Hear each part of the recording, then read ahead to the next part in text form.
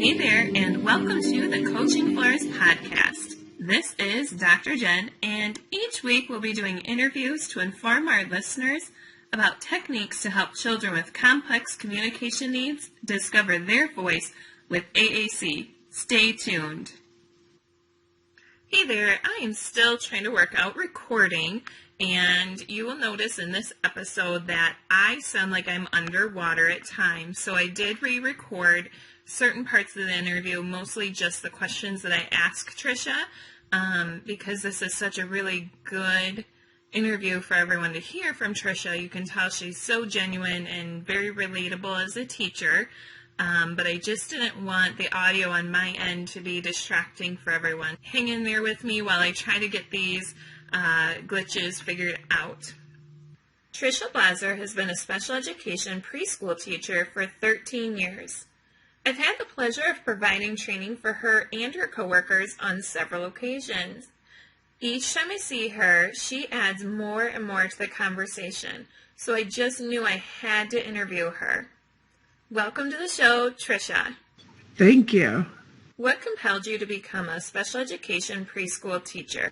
It's kind of funny. I didn't go to preschool as a child. So when my little sister got to go and she used to tell me all the fun things that she got to do, I wanted to be a preschool teacher. But in college, I started in elementary ed, and then I dabbled in nursing for a semester, and then went on to the early childhood program just through NICC, and then loved it. So I went to Loris in the unified program. That's probably where I was really found my home, because I got to see both the gen ed side and the special ed side of things. I love it. A lot of us go into teaching because we want to help people, and so that leaves nursing or teaching, and I can't do blood, so that left me with teaching. Too funny. So not all preschool rooms have or need augmentative and alternative communication. How did you get started? Talk me through it. So the classroom I teach in is a structured teach classroom. It's a classroom designed for students on the autism spectrum or have some pretty significant discrepancies in their receptive and expressive language. In the classroom, we use visuals simultaneously with spoken language. The technique helps the students understand more of what is spoken because their brains are able to make those connections with the language, both auditorily and visually. So the first student I had in class that I really got to see a connection between the augmented communication, he was completely nonverbal. We had a really hard time connecting just as teacher-student kind of thing. I didn't know what he wanted, and he didn't know what I wanted. We tried some different things, but we had a lot of tantrums. We had a lot of throwing himself to the floor, refusals, and we just didn't really know each other at all. So he had gotten a high-tech device, and I started to plug in like myself and our paras. I did the health associate and a couple other people that he knew around the school, because then I thought at least if I could teach him me, he could get me if he needed me. So then I figured out how to add the pictures on his device, and I put on his familiar people. We put on colors, we put numbers, we put letters, because I really wasn't able to see where he was academically. Our whole team thought he was pretty low and really wasn't even comprehending like what we were saying to him. So when I showed him that the people were in there, he immediately lit up and started pushing, Miss Trisha, Miss Trisha, Miss Trisha. And I would be like, yeah, that's me, and really expressive on my face, and like we were communicating back and forth, and I was giving him eye contact just like we were having a conversation. He was so excited. So we were doing that for quite a while, and then he would push the other people, and then we would go find those people, or he would push the paras and they would say hi. So we were really excited about that. And one day he figured out how to navigate the teacher or the person he wanted, and then a color. And we were like, why is he doing that? And then he would point to us, and it turned out he was telling us the color of our shirts. Oh my gosh. So it was so exciting. So we had to go do all the people and the colors of their shirts, and that kind of started our communication. He was much happier at school already from that. He knew that I could kind of get to what he was trying to tell me, and it really built our rapport really quickly, so it was really awesome. That's really neat how it opened up an engaging relationship for the two of you. How do you encourage language and communication growth in your classroom? Are there specific lessons or activities, or is it more of an incidental learning? I kind of try to just make whatever is meaningful for that child and start there. So a lot of times we'll use it at meal times to begin with, or preferred centers, just some back and forth exchanging. But I've been also really trying to model just basic conversations and getting to be able to navigate like the core boards myself or their devices.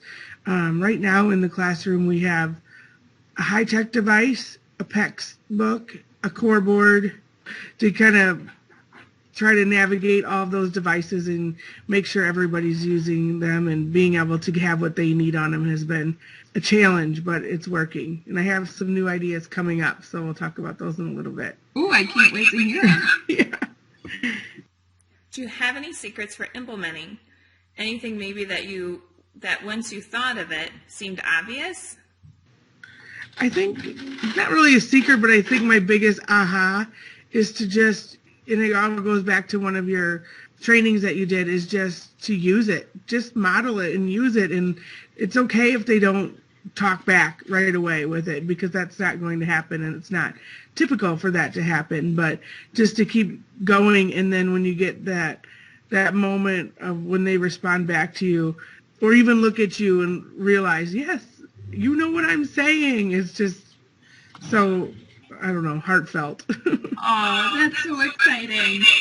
Why is it so important AAC implementation is utilized throughout the child's day? As verbal speakers, we have our language with us wherever we go. It's always there. You don't have to find it. It's right there.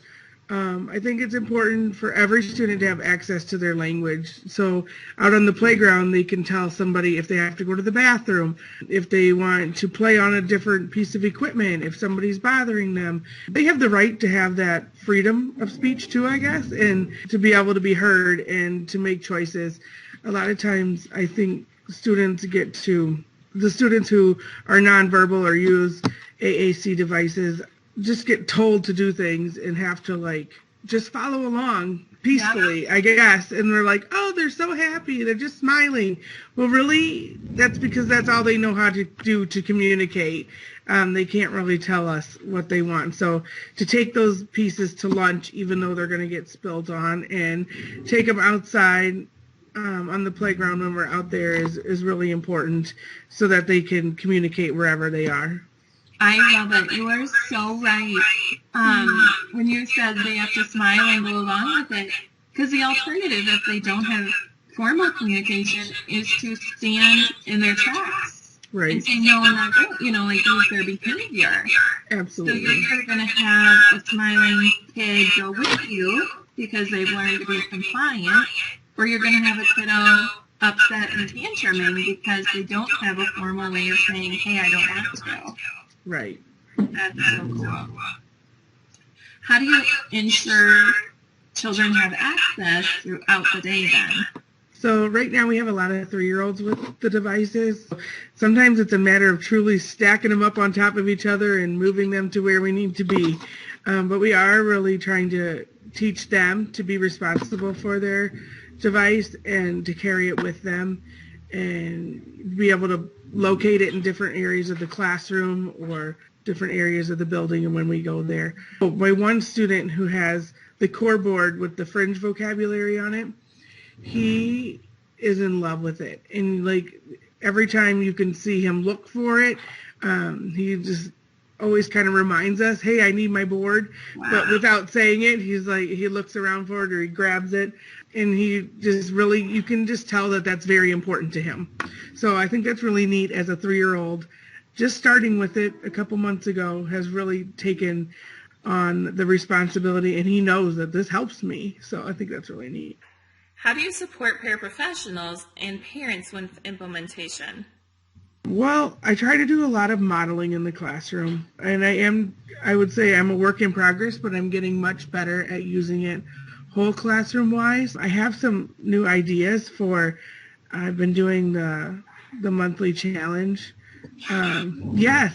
So all my stuff is getting laminated right now. So it's at the print center. So I'm thinking about when it comes back, either having the different pieces in the available centers, either like on the side of the shelf, or I thought about binding all the months together so we have like a little book to keep in each center.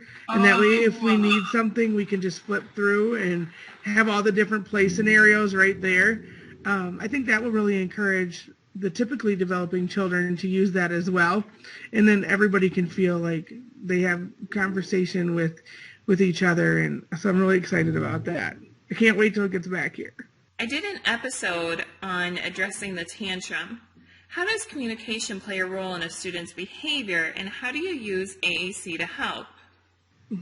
Well, you and I both know that a lot of tantrums stem from lack of communication and them trying to get their point across. Either it's a refusal, or I don't want to do this right now, or I'm not feeling well, something that they're trying to get a point to us to say, not right now. So I think that teaching them either a simple picture or a simple visual, a simple no, or I need a break, cuts the tantrum time at least in half. I know in our classroom, I have a student who started the year just screaming whenever they wanted to refuse something or needed a break or didn't want to do what we were doing. Anytime it was just blood-curdling scream, really. And it was frustrating. It's frustrating for that child. It's frustrating for us to be able to teach him, when you want something, give me this card. Or a lot of times we say, help please on his device, or just help. That helps us and helps him to stay calm and get his point across. That is awesome. I have not thought about the help prompt. A lot of times it was just like something would be stuck or something would be just not right, and he would just start screaming. We're like, help. That makes so much sense. That's perfect. So often when I think of tantrums and refusing, I think of the no prompt, but really sometimes they're tantruming because they need help. They can't get something. Right. Final question. If you could leave our listeners with one thought or strategy to implement immediately that would help a child discover their voice with AAC, what would it be? I think the strategy of just model it, use it, put it in your daily life, set yourself a small goal to use maybe a phrase or two each day, and then slowly build up on it so that it just becomes part of your classroom. Thank you so much, Trisha. I appreciate talking with you today, and I learned so much. Thank you for listening to today's podcast. If you could, subscribe to the podcast so you get notified when new episodes are released, and check out Coaching Flores on Facebook and coachingflores.com for downloads. I hope you heard something that inspires you. I'll see you next week.